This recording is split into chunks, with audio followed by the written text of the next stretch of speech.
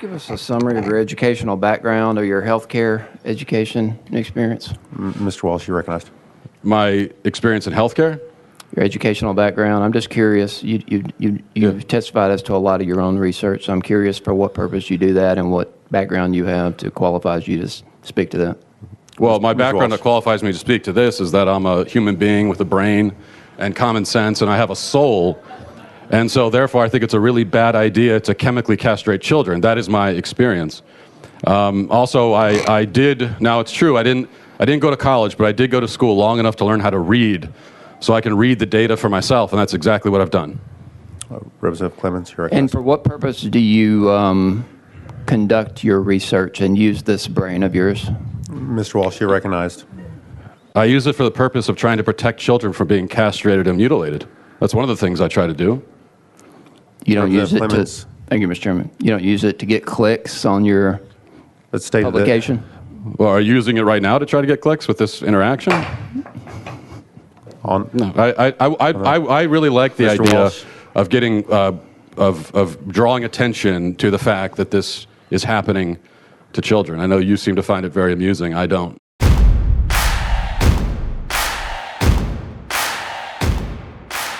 I want to thank the governor and the lawmakers here in Mississippi who have done the right and necessary thing by banning the horrific medical abuse of children. I'm extremely encouraged to not only see this law being passed, but to see the national movement that we have been able to build, pushing back against the gender ideology madness that has a stranglehold on our society and on our children for far too long. The reality is that this is not a difficult issue, as the governor's already covered. It's quite straightforward, in fact. If we lived in a sane society run by sane people, we would all be able to agree on this point. The question of whether it's ever okay to castrate and sterilize and mutilate a child would be answered in one loud and unified voice, saying without hesitation, not only no, but hell no. That is how all normal, common sense, decent Americans answer the question. And they don't have to think about it.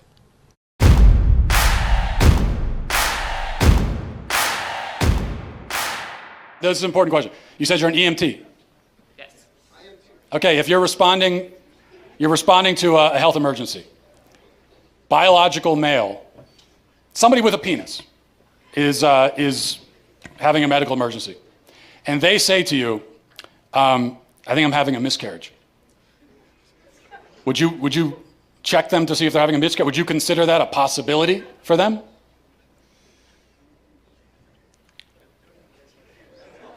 Look. No, but that's because some people don't have body parts. Doesn't mean they're not a woman. Okay. Sounds like we've established there are some people who, in principle, can get pregnant, and there are some people who can't. So there's two categories, otherwise known as binary. Lots of women can't get pregnant either. Yeah, but they're still of the nature to get pregnant. The only But reason they can't get pregnant. Yes, but truth matters, right? it does. That's what I'm trying to explain to you. Truth matters, and they can't Okay, get pregnant. That's the truth. So how are they still women? Because they are for the same reason that I can rightly say that human beings have two legs. And if a person is born with only one leg, that doesn't call into question the statement that human beings have two legs, okay? A person being born with one leg doesn't mean that now legs are on a spectrum and we can't say anything at all about how many legs a person has. Who knows? They could be a centipede. You know, they could have 100 legs. No, we know human beings have two legs. If a human is born without two legs, something went wrong. They were supposed to have that second leg. Something went wrong. If you meet a person on the street who only has one leg, maybe they had an accident. Maybe they were in war. Maybe something, maybe they were in a car accident. Maybe they had cancer. A leg was cut off. But you know that something went wrong because by their nature, they're supposed to have two legs.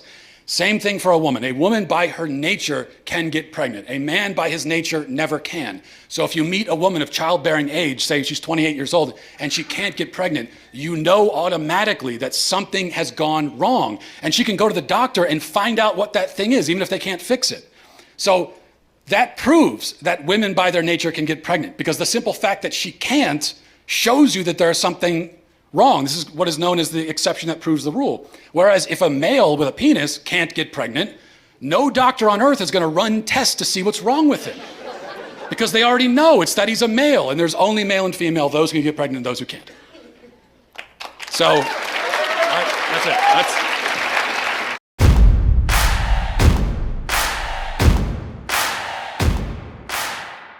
Let's just try some stuff. Let's do just it. see what you've got. Okay, so let's just start very, very simple today. Okay. And we'll just hold this rhythm nice and tight.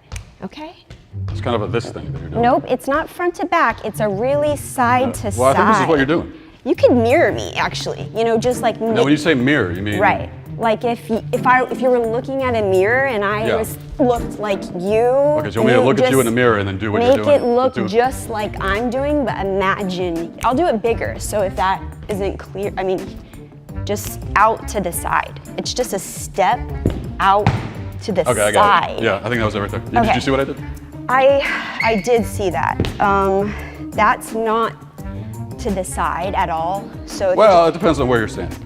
It's someone's side. So, it's going great so far, I think. You know, professional dancing, I always say it's a little bit like riding a bike. And you gotta take some practice to learn how to do it. And then if you're not doing it for a while, you just gotta sort of shake the rust off and get back in the swing of things. You know what, let's. Can I give you a note? Sure, yeah. Your instructions are a little unclear, and I find that in Okay. dance, it's better to be very clear about what you're saying. Okay. I've never seen a more uncoordinated person in my entire life.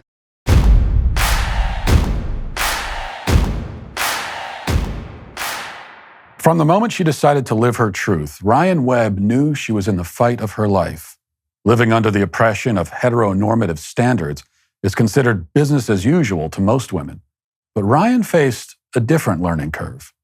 Many of the everyday experiences of women were new to her because until a few months ago, this lesbian woman of color identified as a cisgender white man. Ryan knew her stunning bravery would make her a target, but she never anticipated the amount of hate she would face from her new community.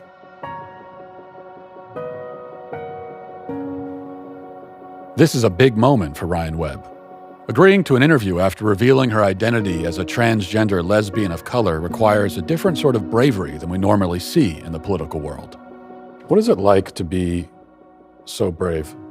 Well, you know, I've never really looked at myself as being brave. You know, I just simply declare how I see myself and my own expression of my own gender identity. And I didn't look at it as being brave. Now I've been told by others that it is brave. And for those people, I appreciate that. But, you know, I was immune to seeing it from that perspective.